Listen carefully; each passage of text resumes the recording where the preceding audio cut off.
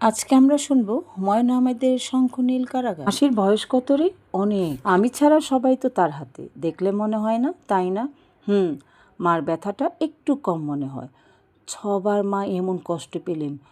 তোরা তো সুখে আছিস, কষ্ট যা তা তো মেয়েদেরই। পেটের ছেলে মেয়ে আসা মানে এক পা কবরে রাখা। আমি বললাম, কষ্টটা যদি পুরুষেরাও পেত তাহলে তুই খুশি হতি? জানি না বলেই রাবেয়া হঠাৎ কী মনে করে হাসতে লাগলো। হাসির উচ্ছ্বাসে পেয়ালের দুধ পড়ে গেল উল্টে, আঁচল খসে গেল মেঝে। অবাক হয়ে বললাম, হাসির কি হয়েছে, এত হাসছিস কেন? একটা গল্প মনে পড়েছে তাই হাসছি। কী গল্প? বাজে গল্প, তবে খুব মজার। শুনলে তুই নিজেও হাসবি। শুনবি? বল।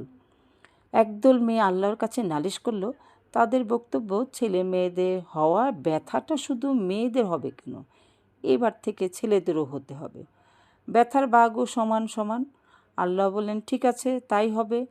তারপর হলো কি শোনো, মেয়েদের এই দলটি যিনি প্রেসিডেন্ট ছিলেন তার ব্যথা শুরু হলো। কিন্তু কি আশ্চর্য, স্বামীর বেচারা দিব্যি ঘুরে বেড়াচ্ছে, কোনো ব্যথা ফ্যাথা নেই। এদিকে তাদের গাড়ির ড্রাইভার ছুটির দরখাস্ত করেছে, তার নাকি হঠাৎ ভীষণ ব্যথা শুরু হয়েছে পেটে। তারপর তারপর আবার কি? মেয়েরা বলল, আল্লাহ তোমার পায়ে পড়ি, ব্যথার বাগাবাগি আর চাই না, আমার কষ্ট আমাদেরই থাক। তুই হাসলি না? একটু আগে শুনেছিস নাকি? না, তবে নোংরা গল্প, তাই হাসলাম না। ও, রাবেয়া চায়ের পেয়ালা হাতে বেরিয়ে এলো।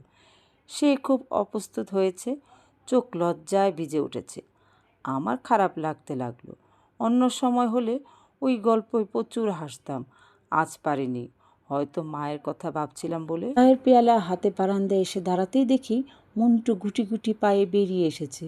কী রে মন্টু, ঘুম আসছে না দাদা? কেন?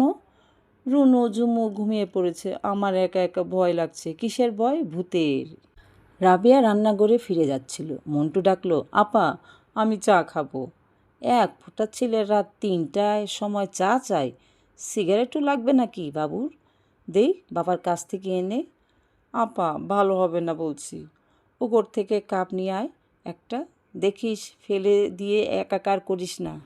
ভোর হয়ে আসছে, কাক ডাকছে, মুরগির ঘরে মুরগিগুলো সারা শব্দ দিচ্ছে। চাঁদের আলো ফিকে হয়ে এসেছে। দাঁড়িয়ে দাঁড়িয়ে বোর হওয়া দেখছি। ভেতরের ঘর থেকে বাবা বেরিয়ে এলো। ভীতগলা ডাকলেন, খোকা। জি। তোর মাকে মনে হয় হাসপাতালে নিয়ে যাওয়াই ভালো। কেন হঠাৎ করে? না মানে সুহাসিনী বলল এখন বয়স হয়েছে কি না, তাছাড়া